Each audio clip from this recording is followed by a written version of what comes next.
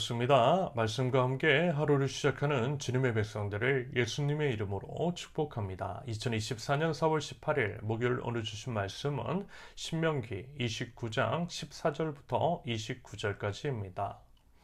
이 언약과 맹세는 주님께서 당신들하고만 세우는 것이 아닙니다. 이 언약은 오늘 주 우리의 하나님 앞에 우리와 함께 서 있는 사람들만이 아니라 오늘 여기 우리와 함께 있지 않은 자손과도 함께 세우는 것입니다. 당신들은 우리가 이집트 땅에서 어떻게 살아왔는지 또 여러 나라를 어떻게 지나왔는지를 기억하십시오. 당신들은 그들 가운데 있는 역겨운 것과 나무와 돌과 은과 금으로 만든 우상을 보았습니다.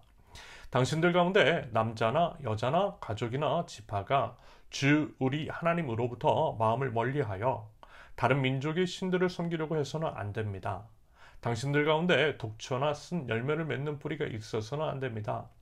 그러한 사람은 이런 저주의 말을 들으면서도 서로 자기를 달래면서 내 고집대로 하여도 만사가 형통할 것이다 할 것입니다. 당신들이 그런 사람을 그대로 두면 맹렬한 재난을 만나서 파멸되고 말 것입니다. 주님께서는 그런 사람을 용서하지 않으십니다. 주님께서는 그런 사람에게 주님의 분노와 질투의 불을 퍼부으실 뿐만 아니라 이 책에 기록되어 있는 모든 저주를 그에게 내리게 하실 것입니다. 그리하여 주님께서는 마침내 그의 이름을 하늘 아래에서 지워버려서 아무도 그를 기억하지 못하게 하실 것입니다. 주님께서는 그런 사람을 이스라엘의 모든 지파 가운데서 구별하여 이 율법책의 언약에 나타나 있는 온갖 저주대로 그들에게 재앙을 내리실 것입니다. 당신들의 뒤를 이어 태어나는 자손과 먼 나라에서 온 외국 사람들이 주님께서 이 땅에 내리신 재앙과 질병을 보고 또 온 땅이 유황불에 타며 소금이 되어 아무것도 뿌리지 못하고 나지도 않으며 아무 풀도 자라지 않아서 주님께서 맹렬한 분노로 멸망시키신 소돔과 고모라와 아드마와 스보임과 같이 된 것을 보면서 물을 것입니다.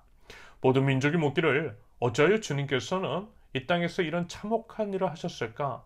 이토록 심한 분노를 일으키신 것은 무엇 때문일까? 할 것입니다. 그러면 사람들이 대답할 것입니다. 그들은 주님께서 이집트 땅에서 그들의 조상을 인도하여 내실 때에 주 조상의 하나님과 세운 언약을 버리고 그들이 알지도 못하고 주님께서 허락하시지도 아니한 신들을 따라가서 섬기고 절하였다. 그래서 주님께서 이 땅을 보고 진노하셔서 이 책이 기록된 모든 저주를 내리신 것이다. 주님께서 크게 분노하시고 진노하시고 격분하셔서 오늘과 같이 그들을 이 땅에서 송두리째 뽑아다가 다른 나라로 보내버리신 것이다. 이 세상에는 주 우리의 하나님이 숨기시기 때문에 알 수 없는 일도 많습니다.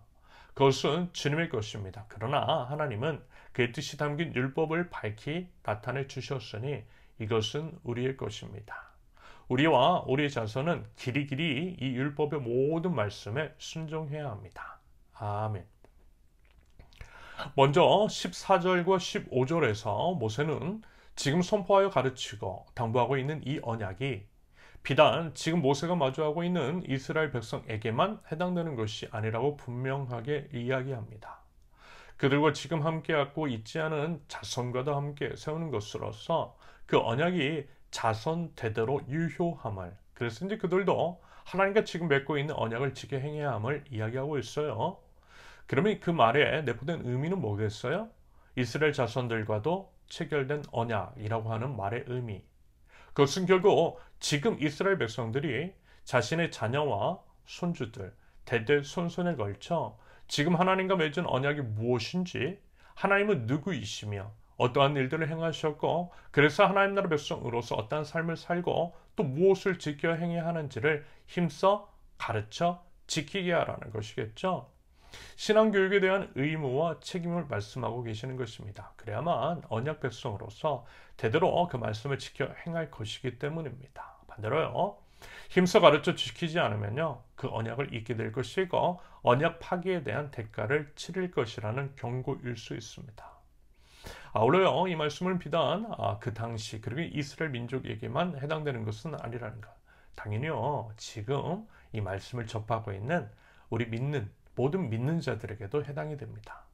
다시 말해서 오늘 본문에서는 모세와 이스라엘 백성이 하나님 앞에 서서 그 말씀을 듣고 맹세하고 있지만 우리도 역시 그 당시 그 현장에 함께 하면서요, 우리 똑같이 맹세해야 한다라는 것입니다. 먼저는 우리가 하나님의 말씀을 잘 듣고 새기고 행할 뿐더러 우리 이제 자녀들에게도 그 말씀을 가르쳐 지키게 한다라고 하는 말씀인 거죠. 그래서 이제 저도 사실 딸아이가 하나 있지만 이게 참 쉽지 않더라고요. 자녀에게 하나님의 말씀을 가르치고 또 지켜 행하게 한다라고 하는 것이 어려운 일입니다. 강요할 수도 없는 것이고요. 지식적으로 아는 것과 또 인격적으로 주님을 아는 것은 다른 것이기도 합니다. 제가 이제 먼저 하나님의 나라의 백성다운 삶을 살아내고 그것들을 곁에서 보여줌으로써 하나님 나라 백성다움이 무엇인지를 자연스럽게 전하고 또 이제 깨닫게 해야 되는데 그 또한 제 연약함과 부족함으로 인해서 참 쉽지 않다라는 생각이 들었어요. 그래서 이제 기도할 수밖에 없는 것 같고요. 인간의 힘으로 할 수 없고요. 주님의 은혜가 필요하다라는 생각입니다. 부모로서 신앙교육에 대해 할 수 있는 부분은 최선을 다하되 오직 주님의 은혜를 구하며 우리 주님께서 우리 자녀 만나주시고 만져주시고 믿음도 주시고 주님의 길로 인도해 주시기를 바라고 또 바랄 뿐입니다. 부디어 저와 여러분들의 자녀들 가운데에 그리고 우리 믿음 위에 바로 선 우리의 청년들 그리고 이제 모든 식구들 위해 하나님의 은혜가 가득하고 주님의 은혜로 우리가 이제 믿음의 백성답게 하나님 나라 백성다운 삶을 그러한 온전히 살아낼 수 있기를 기대합니다. 이어서 16절에서 21절까지는 과거 이제 노예 생활을 했던 이집트를 비롯한 여러 이방 나라에서 접하고 경험했던 우상들, 그 우상에 대해서 특별히 경계할 것을 강력하게 말씀합니다. 우상은요, 하나님보다 더 사랑하는 것이고요. 우상은 또한 자기 욕망의 투영입니다. 그것이 바로 본질적인 죄인 것이고 하나님께서 가장 가증스럽게 여기는 죄인 거죠. 그래서 이제 모세에게 전달하신 십계명에서도 가장 먼저 그리고 반복해서 언급하고 있는 것을 우리는 기억합니다. 그만큼 우상 숭배는 중대한 범죄라는 거죠. 이런 이유로 강력하게 경고를 하셨는데 그럼에도 불구하고 우상 숭배하면 하나님께서 약속하신 모든 심판과 저주를 쏟아 부으시겠다라고 경고하십니다.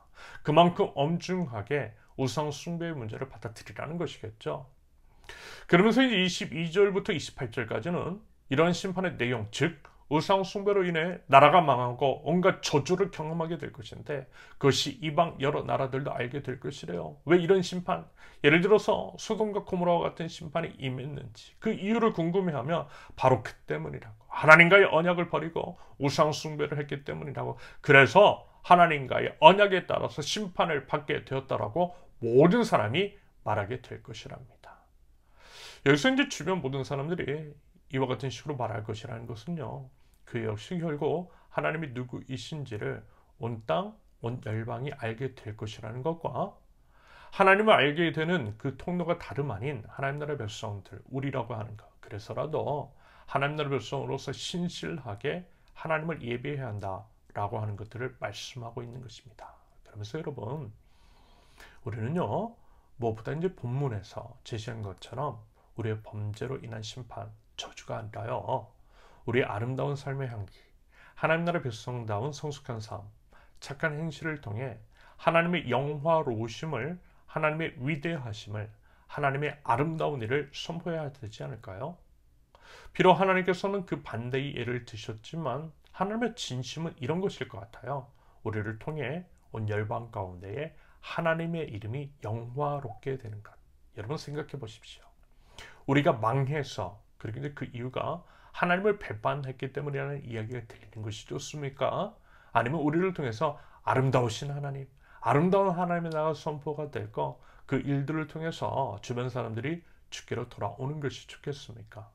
당연히 우리를 통해 아름다운 우리 주님께로 돌아오는 것이 좋죠. 그래서라도 더욱 우리가 이제 오직 하나님만을 예배하며 하나님 나라의 백성다운 성숙함이 우리를 통해서 드러나도록 해야 할 것입니다. 여러분, 우리 꼭 그래 보자라는 거예요.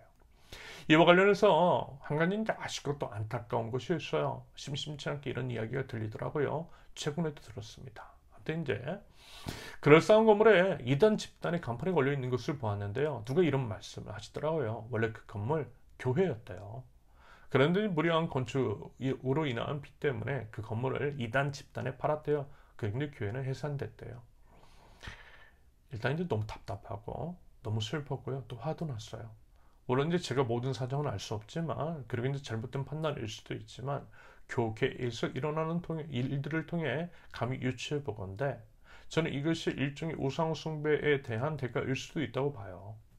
교회가 생명이 아닌 생명 없는 건물에 목매달아서 그렇다라고 봐요.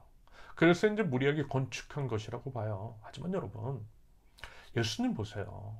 예수님은요, 자기 몸을 들여서 우리의 생명을 살리셨잖아요. 그런데 왜 우리는 그렇게 이제 무리하게 생명 없는 건물을 세우려고 하는 것일까요? 물론 진짜 필요에 의해서 건축을 하는 경우도 있지만 그렇지 않은 경우도 있고요. 그것은 결국 우상 숭배와 결을 같이 하는 죄라고 생각합니다. 예수님이 아니라 건물 숭배하고 있는 거예요. 그래서 그 빚을 못 갚고 망하고 이단 집단에게 건물이 넘어간 것일 수 있다고 생각합니다. 그래서 보세요. 지금 이단 집단의 소유가 된 그 건물을 보면서 안타깝지만 예전에는 그 건물 교회였어 라고 이렇게 이야기를 하고 있잖아요. 마치 오늘 본문에서의 표현처럼 말입니다. 여러분, 하나님께서 가장 가증스럽게 여기는 것 반복해서 말씀을 드리지만 우상 숭배입니다. 그래서 반드시 심판하세요. 그러면서 우상은 너무 가까이에 있더라는 거. 예를 들어 사람보다 돈을 더 우선시하는 것, 그게 다 우상 숭배잖아요. 현재 우리의 세대, 우리가 속해 있는 사회 가운데 젖어 있는 세속의 문화, 부지불식간에 물들고 그것에 따르는 것들이 우상 숭배입니다. 그래서라도 여러분 더더욱 깨어 기도하고요, 우리의 삶을 살펴봐야만 할 것입니다. 여러분, 우리는 하나님의 거룩한 백성입니다. 바라기는 거룩한 하나님 나라 백성답게요, 우리의 언행을 살피고요, 오직 하나님만을 예배하며 하나님께서 기뻐하시는 삶을 살아낼 줄 아는 저와 여러분들 모두가 되실 수 있기를 예수님의 이름으로 축원합니다. 함께 기도합니다. 오직 하나님만을 예배하고 거룩하신 하나님을 따르며 오직 예수 그리스도의 보혈과 거룩한 영이신 성령님을 의지하여 거룩한 삶을 살아내게 하옵소서. 저희 착한 행실, 거룩한 삶을 통하여서 많은 이들이 하나님께 영광을 돌리게 하시며 힘써 말씀을 배우고 또 가르쳐 지키게 함으로써 하나님의 거룩이 온 땅 가운데 가득할 수 있도록 하나님 저희를 사용하여 주시옵소서. 예수님의 이름으로 기도합니다. 아멘. 하나님께서 오늘 주신 말씀과 각자의 기도 제목을 놓고 우리 잠시 기도합니다.